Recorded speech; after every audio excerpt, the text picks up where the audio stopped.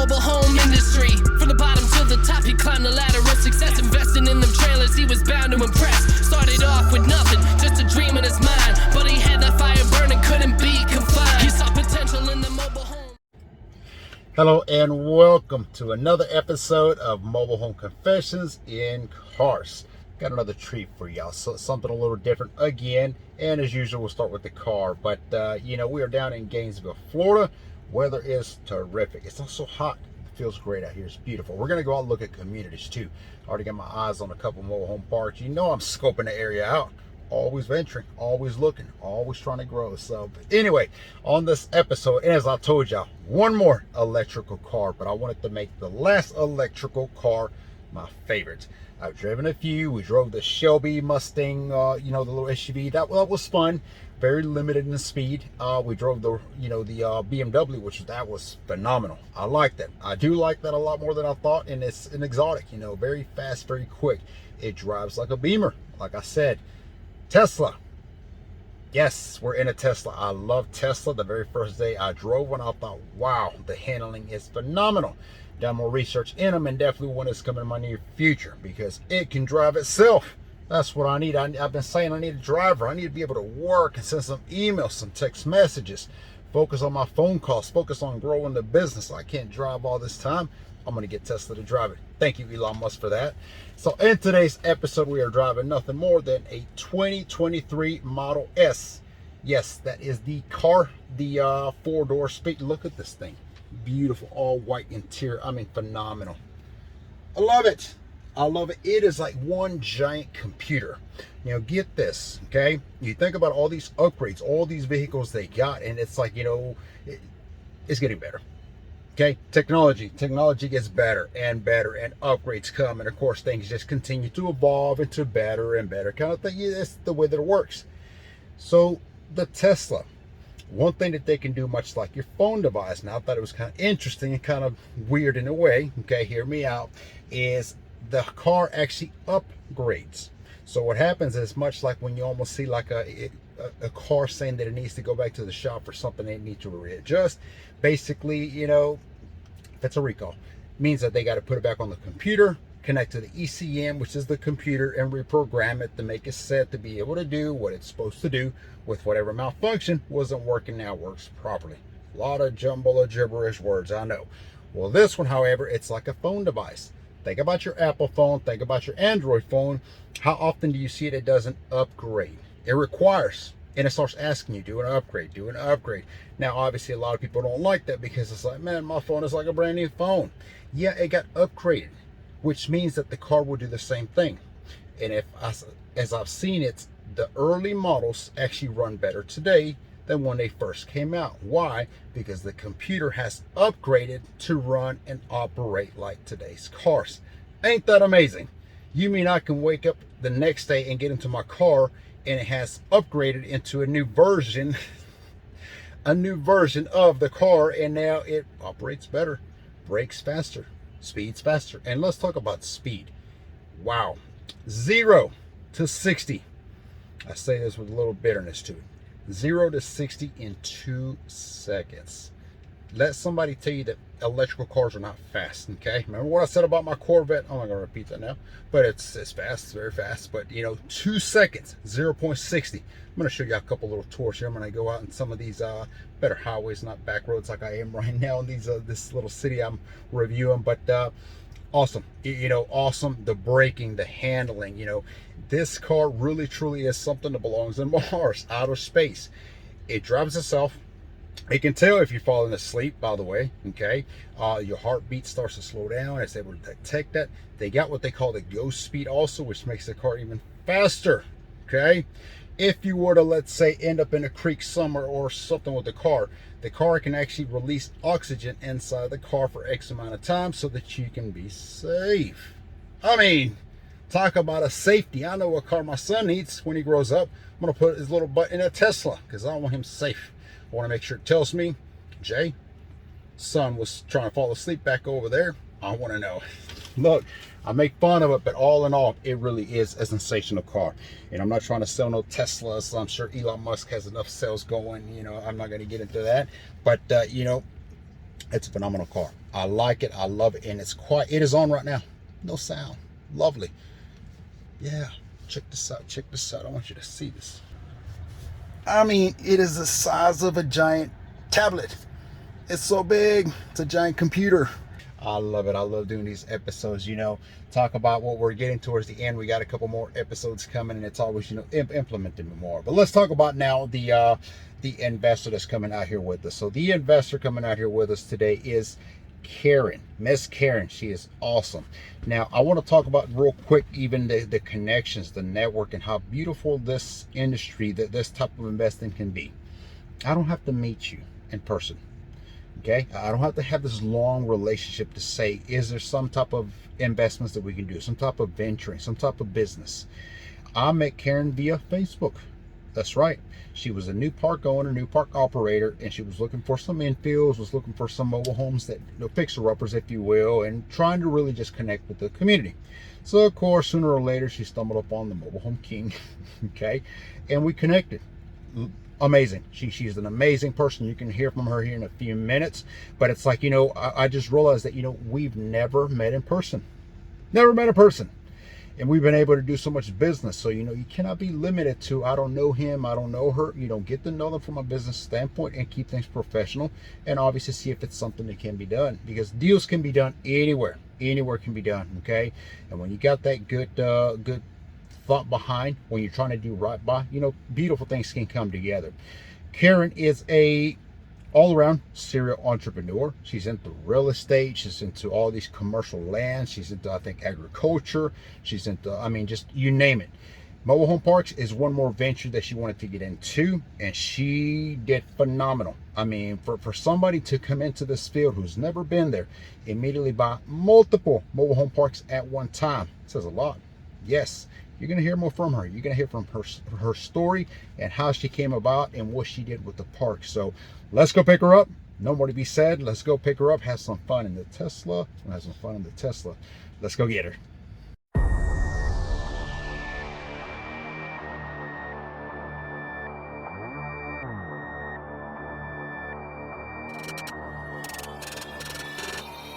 Yo, let me tell you about a chapter that's all about exploring exit strategies. No room for doubt. In mobile home investments, we got it made. Diverse options to get paid. Let's get it straight. Wholesaling's the game. If you want quick dough, no major investments, just one-time blow. Flip it, sell it, and make your profit soar. No need to hesitate, just... So I picked up Karen, and she is here with me now. We're going to be talking about more so mobile home parks, operating inside communities, and the whole mobile home game. So Karen, how you doing? Good. How are you? Good. Glad to have you. Glad you could join me. This Yep. beautiful day. So it is a beautiful hot day. But so, as I was talking at the intro of the video, is you've done quite a bit of things. Your operator means you're hands-on. You're not just kind of an investor, money, that sort of thing. You've gotten dirty with some of these homes and you know what it's like. So, but tell us a little bit about you and some of your experience, even before mobile home parks. So I've been in real estate investing for a little over 20 years now. A little bit off and on in there. Had a gap while I raised my family. But I've dealt with the multifamily space, 1 to 4 units primarily. Got into some mobile home parks. Got into commercial financing with those, exploring that, learning that. Have an extended stay motel, and now I'm getting into kind of a rent-to-own business model with a lot of single-family homes, and I still have a couple multifamilies out there too.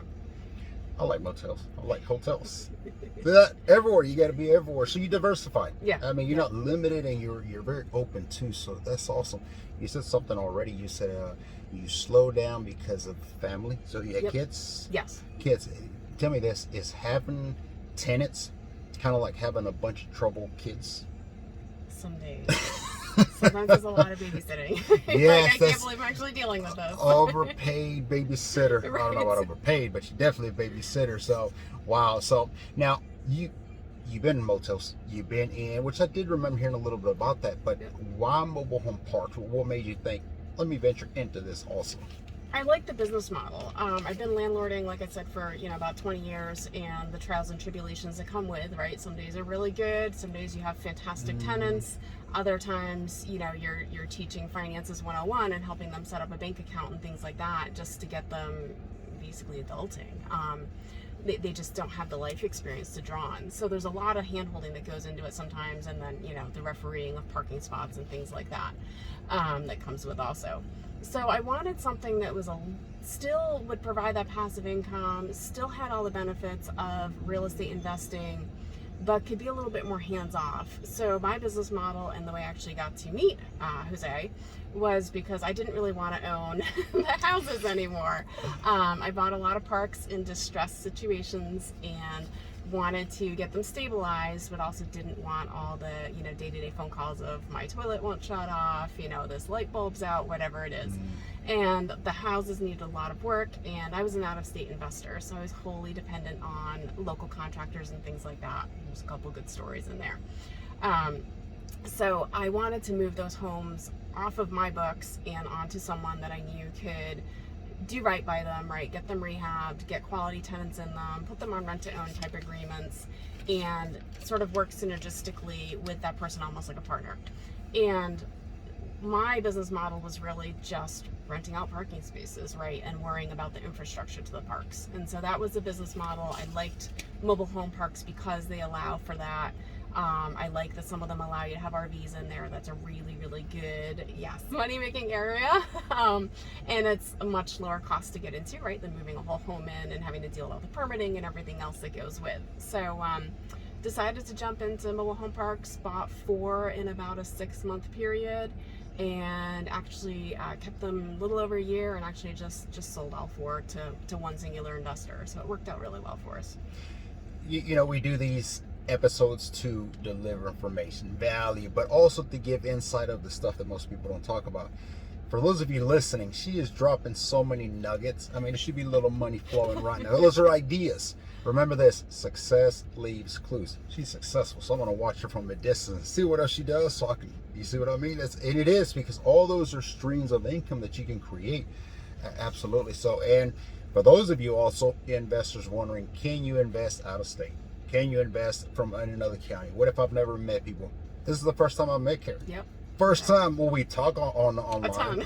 We've added each other on Facebook, but this is the first time we've actually met in person. And she doesn't even own the parks I'm investing anymore. How about that? So, hey, life goes on. She'll be back. We'll talk about that more on that. So, this mobile home parks. I mean, every market, every park, everything is different. There's no twos of anything. But how would you say the first 2 other real estate you have, good, better, different? I mean, because you talk about motels, I wouldn't think that's too different in a sense. It's not. There's a lot of similarities, right? I mean, at its crux, real estate investing is real estate investing. I mean, you're going to be in some type of landlord position. If you're not in that, you're probably into flipping, right? And then you're dealing with contractors and permitting and everything that comes with. A lot of folks, myself included, are in both of those spaces. The parks are a little bit different because you do have a lot more infrastructure to worry about. You definitely need to do your due diligence, or I didn't do a lot of due diligence on a couple of my parks, and I was okay with that because I knew I was buying them low, right? I was coming in at the right entry point for them, knowing that they were close to disasters, and I would be investing a lot of time and money and just getting them stabilized and where they needed to be to increase the value of the asset so that we could have an exit plan if we wanted to have it. And we did end up exercising that exit plan option, probably, a couple of years earlier than we were planning on. To be really frank about it, we didn't have good management opportunities in place in the beginning. I had one manager who was embezzling cash payments from me. Jay knows him too. And, we kind of went through the gamut. It's my husband and I typically that do the investments. I come to him with all these great ideas. He's really along for the ride, which is good. Yes. Okay. These are all my great ideas, and he's just kind of like, okay. And then, we figured out as we go along, these were our first parks, so there was a learning curve. And in hindsight, I should have, put a bookkeeper on staff, whether I had them remote, whether they were working like close to home. We live in Florida, so whether they were closer to home to us. I should have put some of the support staff in for us just to give us that relief.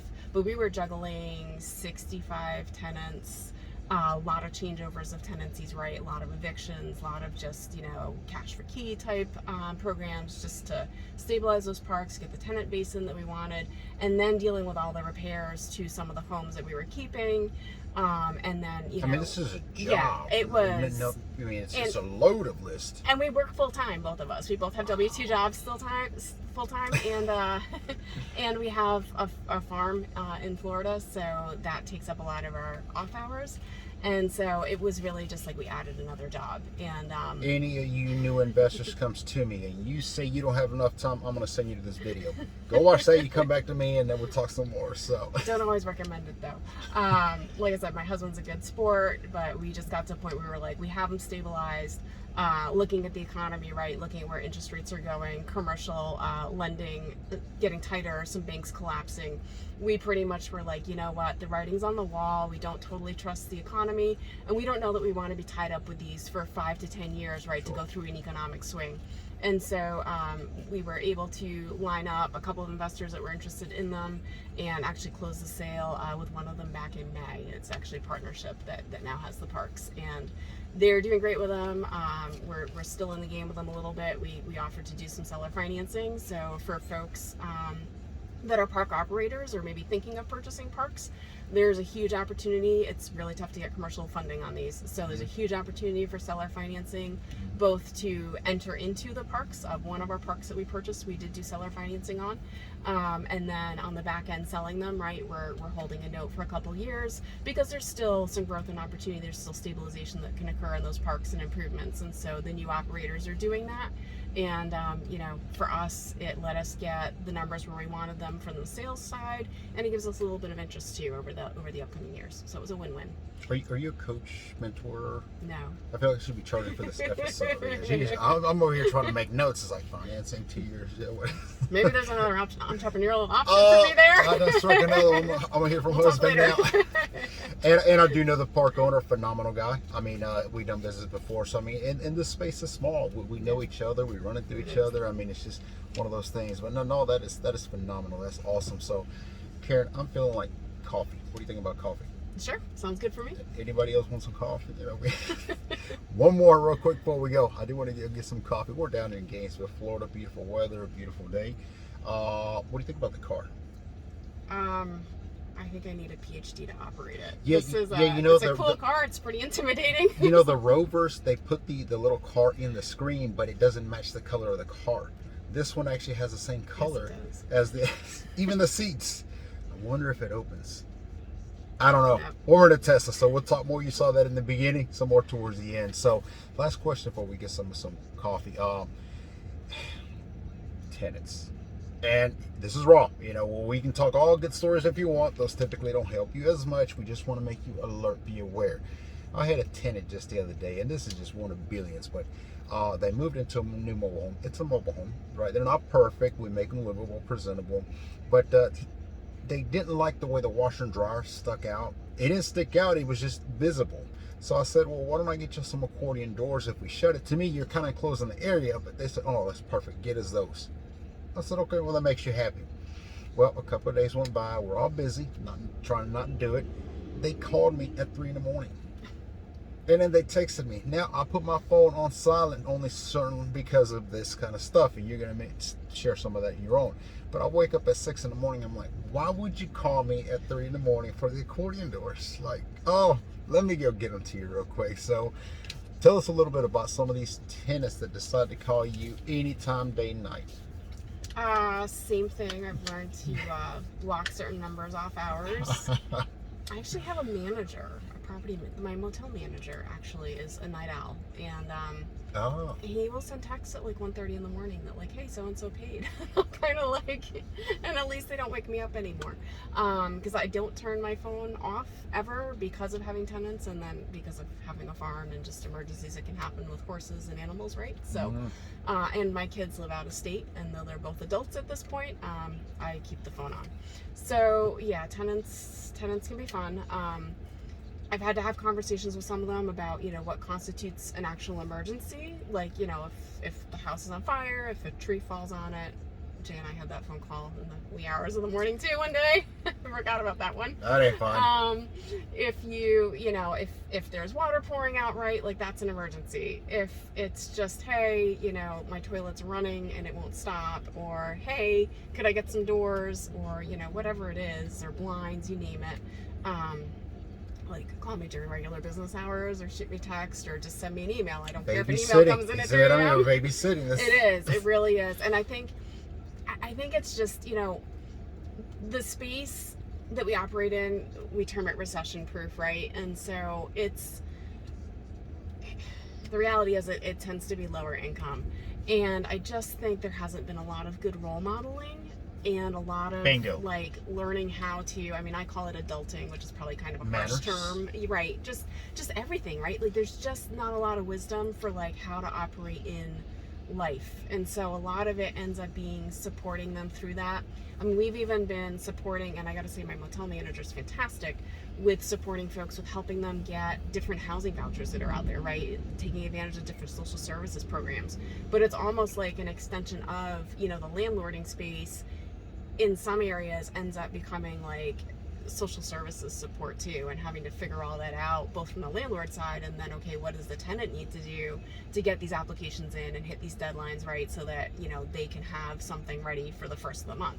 And so there's a lot of I term it hand holding, but there's a lot of just teaching life skills and financial literacy and things like that. And I think once you can do that, you end up with a much better tenant and a much better tenant base.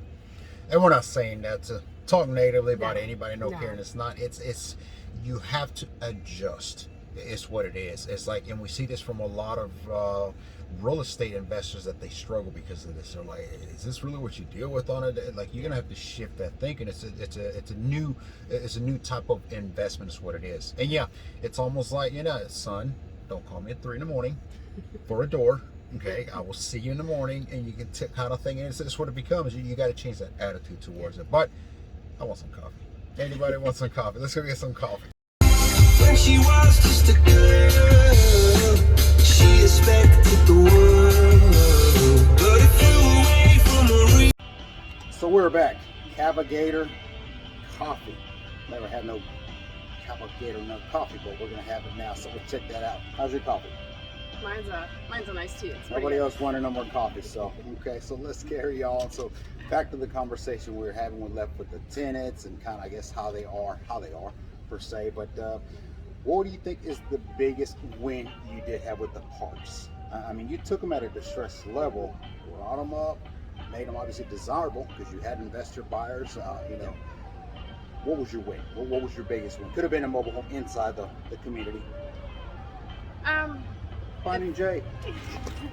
If you ask my husband, he's gonna say selling them was the biggest win, and it was a good end strategy for us.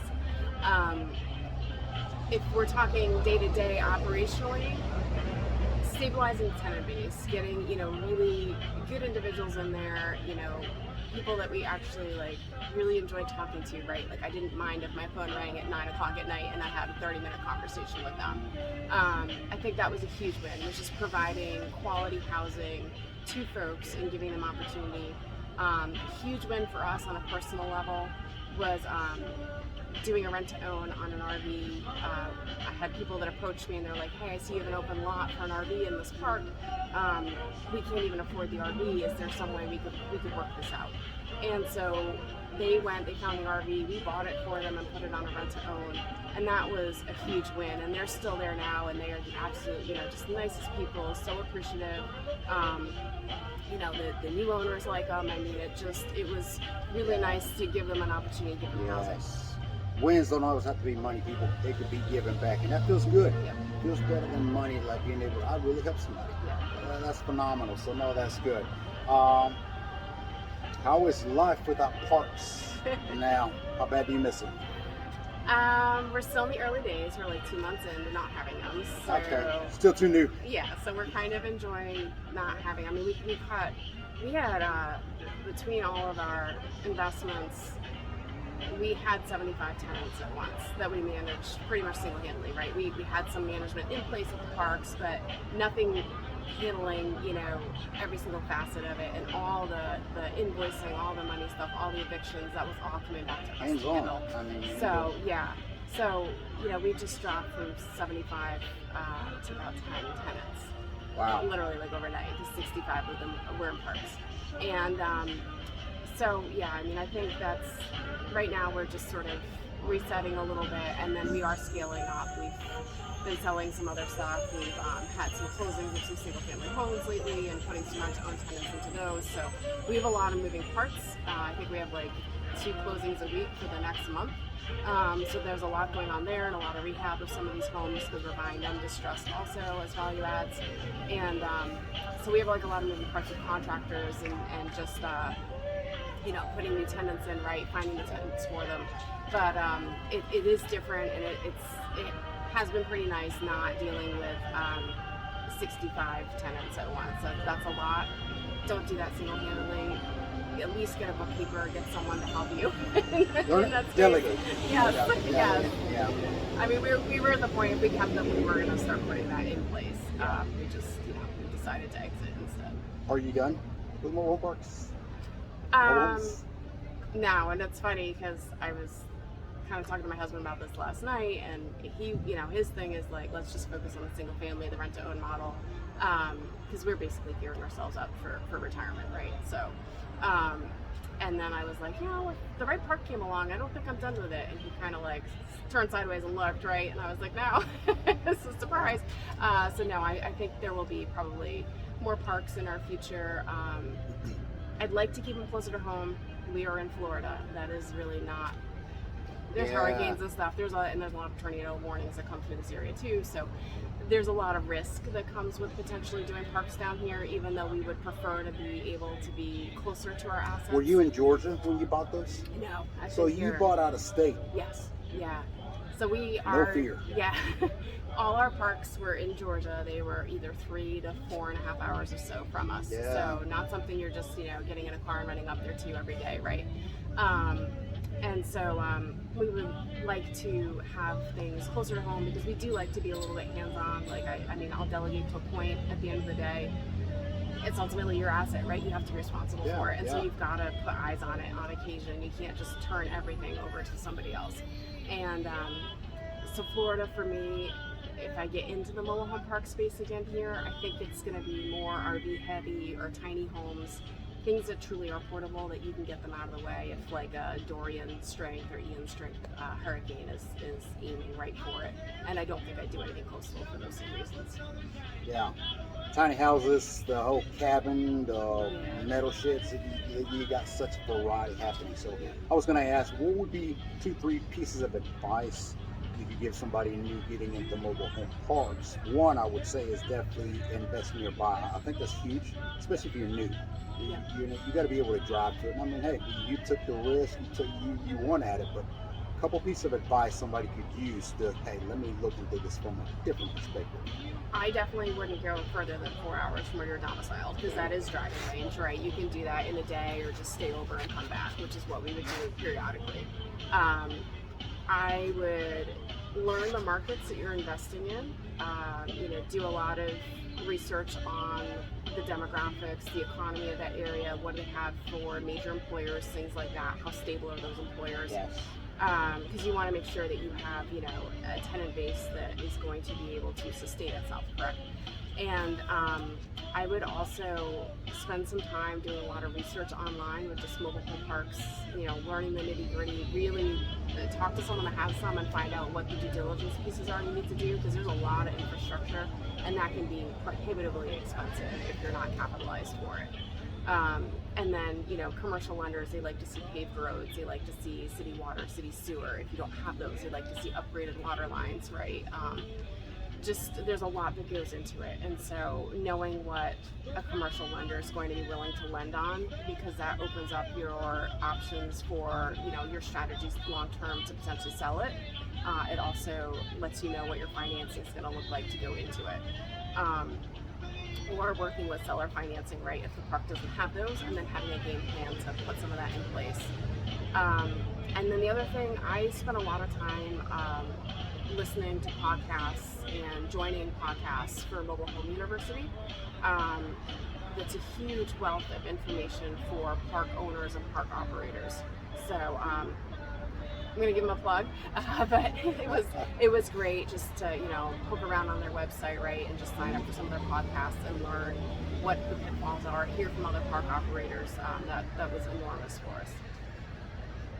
It is beautiful. It is so nice. It's not hot. It's getting a little warm, but it's not terrible right here where we're sitting. So great stuff. Great stuff. I mean, that's what it's about. And that's, you know, we were talking with other investors. I think when it comes to all these real estate, different, you know, ventures you can do, mobile homes, you know, a whole different animal, but we love the communities, because it's like Karen is sitting here with me, she's just sharing information. You don't get this from typical traditional, you know, investing, but you might have been new to mobile home investing, but I can see how all your knowledge you've kind of implemented, which is phenomenal. That's what you got to do. You got to take ideas, the knowledge, and implement it. So before you leave us, I want to hear one funny story that happened in your mobile home park. I'm not gonna say crazy one. We've heard a lot of those. It's sort of funny in retrospect. It was frustrating when it was happening. Well, I have a couple ones. So one, if you have tenants that are shooting guns off, like just straight up into the air for fun in your mobile home park, and the houses are, you know, 20, 30 feet apart, that's not a good day. Move that tenant along. But it's you know, the fact that it even happened, right, is equally dangerous, but also incredulous and sort of funny at the same time. Biggest thing for us was dealing with a contractor who was like, yeah, I had the county out, like I brought a new home into one of the parks, well, new used home into one of the parks. And he's like, yeah, I got it all set, like everything's good, the county signed off on it, you got your CO, whatever. So, it's foolish me, trusted him. And a couple weeks later, I'm like, I haven't gotten my bond released on this home, you know, I haven't seen the CO in hand, like what's going on with us, call the county up, and they're like, no, we went out, but we failed it for like, you know, 10 different things. And basically the contractor was sending me pictures of materials and work that he was allegedly doing, but he wasn't actually installing all the stuff, and I think he probably resold the materials on me. Oh my God. So yeah.